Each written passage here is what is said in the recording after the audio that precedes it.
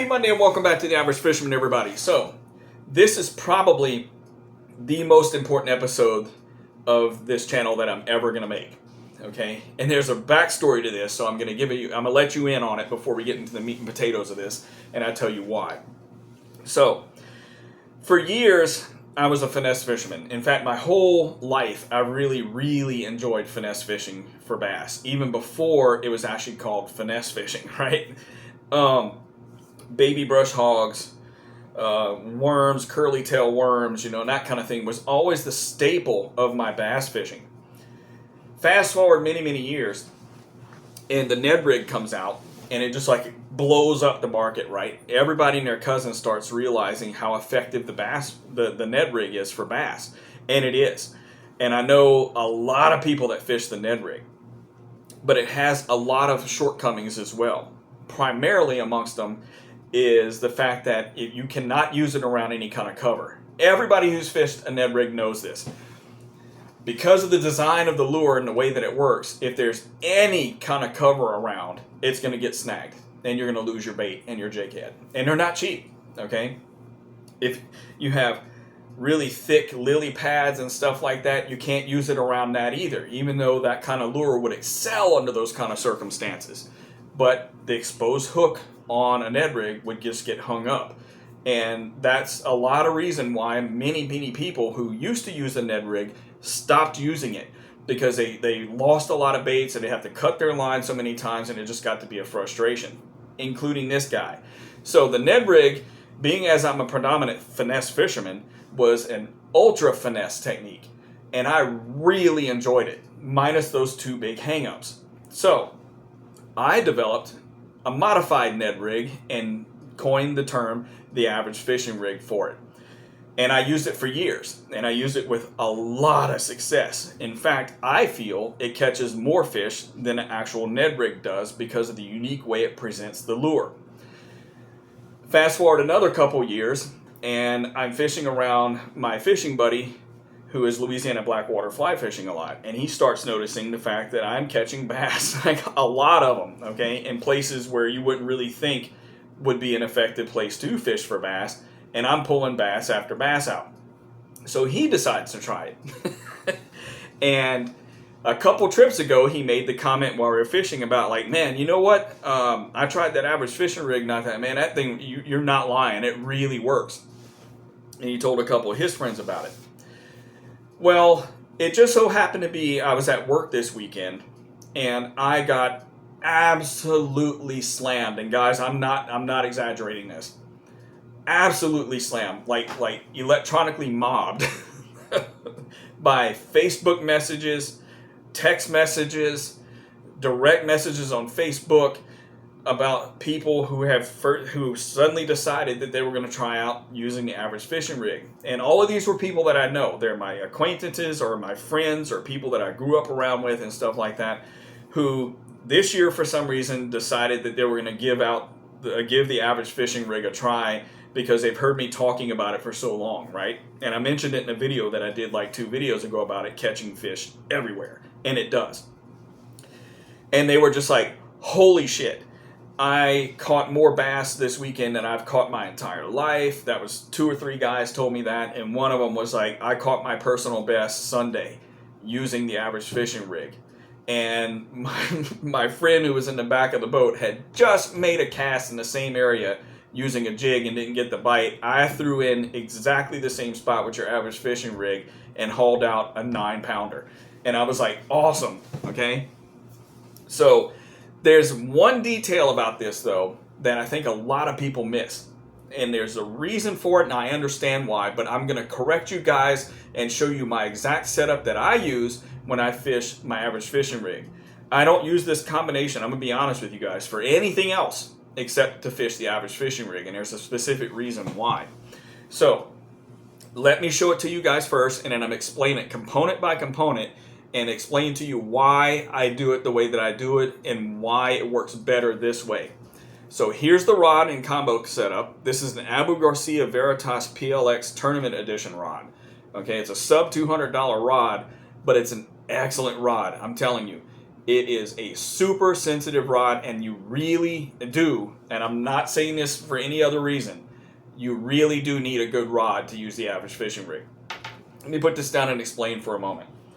As I've said before, I'm not sponsored and won't be sponsored. I have no monetary things to gain by telling you guys or giving you guys this, advice. Okay, I work in the medical field, as everybody who knows me knows. I don't need money from YouTube or anybody else in order to make a living. Okay, the only reason I tell you guys these things is because it is the best advice that I can possibly give you. Okay, so I'm not affiliated with Abu Garcia or anybody else. All right. But I'm telling you guys, this is the best rod for the job. Unless you want to spend $400 and $500. If you do, that's fine with me. I don't care. But at a minimum, you need a rod like this. It's a 36-ton graphite rod. You really do need something really sensitive like this in order to fish this really well. This rod that I use, and again, this is exclusively for my average fishing rig. It's a 6'10", medium light action, fast. Okay. So I said that wrong. It's a medium light power fast action. Okay, so 6'10", fast, medium light. Let me show that to the camera if it will catch it. I think it did right there. Okay, the reel. This is a Piscifun Carbon X 500. Okay, and the line is 6-pound Hercules no fade braid. And the hook that I use that I've always talked about is a 1/0 owner rigging hook. Okay. Now, I know a bunch of heads just exploded because everybody's going, he's basically using crappie equipment to catch big bass. And yes, I am. This setup, the one that I'm holding in my hands right here, caught my personal best bass of 11 pounds, 3.5 ounces on this exact setup. Okay. Using, this is the one that caught that fish. Okay. Let me explain to you these components and explain to you why this will catch big fish and catch a hell of a lot of fish. Okay, starting with the rod, again, like I said, the medium light fast action. You don't need a really heavy rod for this technique. In fact, the lighter the rod you go that's still capable of catching a big fish, the better. Reason being is, like I've told everybody before, it's a physics problem. The less mass that you have in your hand, the more sensitive the combination is going to be, which is another part of the reason why I use this reel. The vibration of the bass picking up this little finesse bait or the ultra finesse bait is going to be transmitted down the blank to your hand. If it has a lot of mass in it, it's going to dull those vibrations and you're not going to feel them as well, and it's going to make the combo less sensitive. Okay? The medium light is because I'm using 1/10 ounce jig heads to make my average fishing rig. So I need a rod that I can load with as little as 1/10 of an ounce. So the medium light does perfectly well for that job. And the fast tip is because you need the sensitivity of a fast tip in order to make this combination and that lure specifically work the best. Okay. This reel is a carbon fiber reel. Okay, it's not carbon, it's not plastic, it's made out of carbon fiber. It's one of the lightest reels on the market, and it's under $50. So that's a no-brainer. When I'm looking to make a combination to fish an ultra finesse setup, I want it to be as light as possible for the exact reason that I just said, less mass as possible. This is one of the best reels I've ever used in that category. I have another one just like it that I use on my Crappie Max Pro rod for pan fishing and absolutely love it. And it's for that reason. It's super comfortable, works really well. It's an ultralight reel made out of carbon fiber. So far, it's been perfect. And this, like I said, caught an 11-pound bass, okay? So can't say anything about the durability of this thing because I've caught a lot of bass with it, but not double digits left and right with it. But it's holding up just fine. The line is 6-pound. Now, a lot of people are going to go like, why would you use 6-pound line? Why not just go up to like 10? And here's why. Years past, in the 80s and 90s, when I was doing a lot of finesse fishing back in the day, again, before it was even called finesse fishing, one of my favorite lures, sorry, not going to stop the video because I'm already 10 minutes in, was the baby brush hog. And what I was throwing with the baby brush hog on was a spinning reel with 6-pound monofilament, okay? Nobody that I know of back in those days used anything other than 6 or 8-pound line at the heaviest on a spinning reel because it was always mono.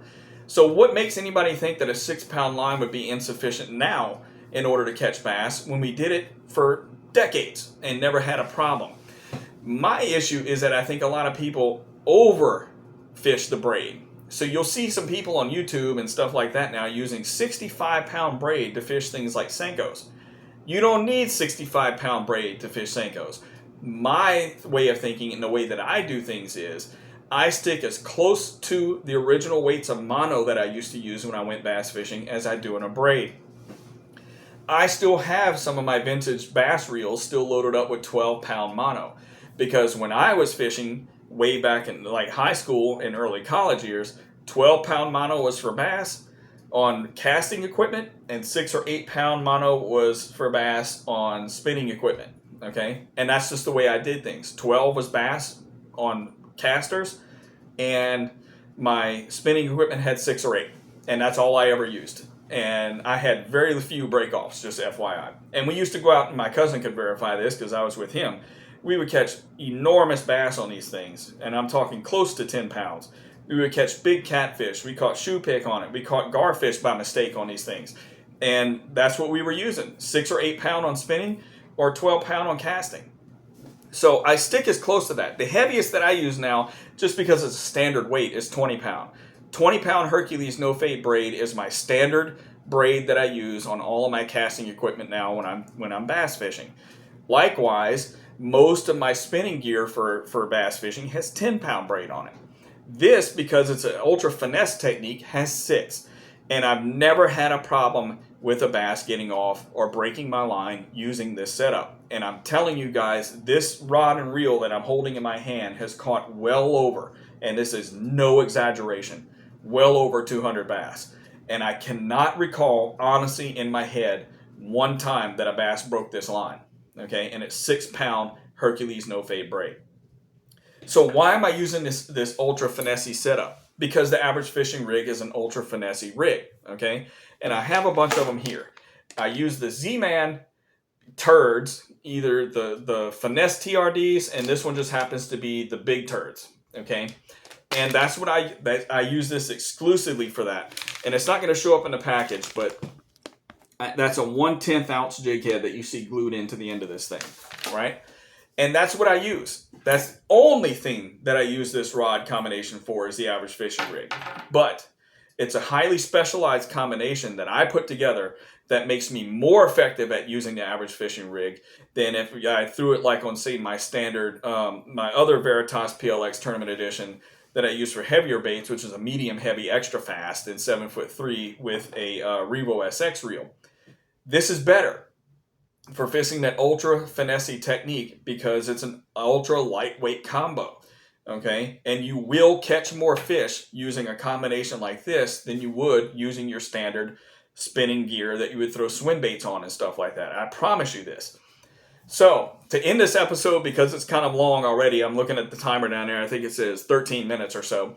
Let me just tell you guys, I appreciate all the support and I appreciate all the messages and stuff like that, no doubt.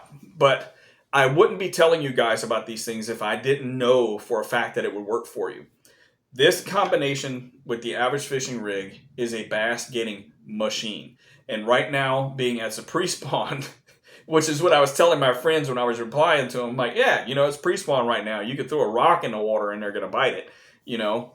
But in the dog days of winter, or in the hot days of summer, when the bass start getting lethargic, the average fishing rig will get you bites. I promise you this. I promise you this.